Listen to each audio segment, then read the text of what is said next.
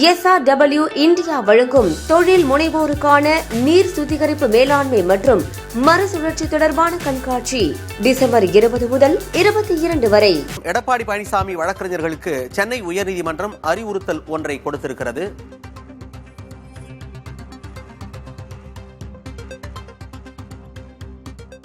கோடநாடு வழக்கில்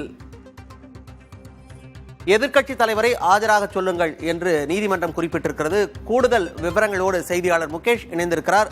முகேஷ், வழக்கின் பின்னணி என்ன, விளக்கமா சொல்லுங்க.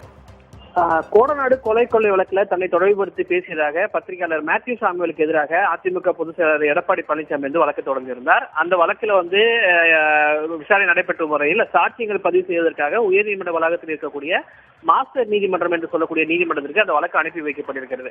இந்த மாஸ்டர் நீதிமன்றத்தில் சாட்சிய பதிவுக்கு எடப்பாடி பழனிசாமி வழக்கு தொடர்ந்தவர் என்ற அடிப்படையில் நேரில் ஆஜராகி சாட்சியம் அளிக்க வேண்டும். ஆனால் எதிர்க்கட்சி தலைவர் என்ற முறையில் தனக்கு பாதுகாப்பு புரோட்டோகால் நடைமுறை உள்ளதால் அதை மீறி ஒரு சிரமமாக இருக்கும்.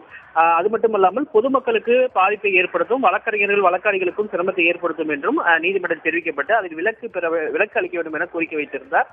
அந்த ஏற்றுக்கொண்ட தனி நீதிபதி விலக்கு அளித்ததுடன் வழக்கறிஞர் ஆணையராக கார்த்தி பாலன் என்பவரை நியமித்து எடப்பாடி பழனிசாமியின் சென்னை இல்லத்தில் அவரது சாட்சியத்தை பதிவு செய்ய உத்தரவிட்டிருந்தார்.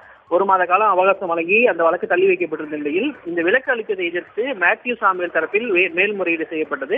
அந்த மேல்முறையீடு வழக்கு நீதிபதிகள் மகாதேவன் மற்றும் முகமது சபீக் அடங்கியோர் அமர்வில் விசாரணைக்கு வந்த பொழுது எடப்பாடி பழனிசாமி கூறும் காரணங்கள் ஏற்கக்கூடியதாக இல்லை. சென்னை உயர்நீதிமன்ற வளாகம் என்பது CISF என்று சொல்லக்கூடிய மத்திய தொழிலக பாதுகாப்பு படையின் பாதுகாப்பில் இருந்து வருகிறது. அதனால் அவரது பாதுகாப்பு எவ்வித குறைபாடும் இருக்காது. எனவே அவரை நீதிமன்றத்தில் நேரில் ஆஜராகி சாட்சியம் அளிக்க அறிவுறுத்துங்கள் என்று அவரது தரப்பு வழக்கறிஞர்களுக்கு நீதிபதிகள் உத்தரவிட்டிருக்கிறார்கள். இதையடுத்து எடப்பாடி பழனிசாமிக்கு அவரது தரப்பு வழக்கறிஞர் அருள் வழங்கி அது தொடர்பாக எடப்பாடி பழனிசாமி என்ன தெரிவிக்கிறார் என்பது தொடர்பாக அடுத்த விசாரணை தெரிவிக்க வாய்ப்பு இருக்கிறது. இதையடுத்து வழக்கின் விசாரணை ஜனவரி 5ஆம் தேதிக்கு நீதிபதிகள் தள்ளி வைத்திருக்கிறார்கள். மணிமாறன், விவரங்களை கொடுத்தமைக்கு நன்றி முகேஷ்.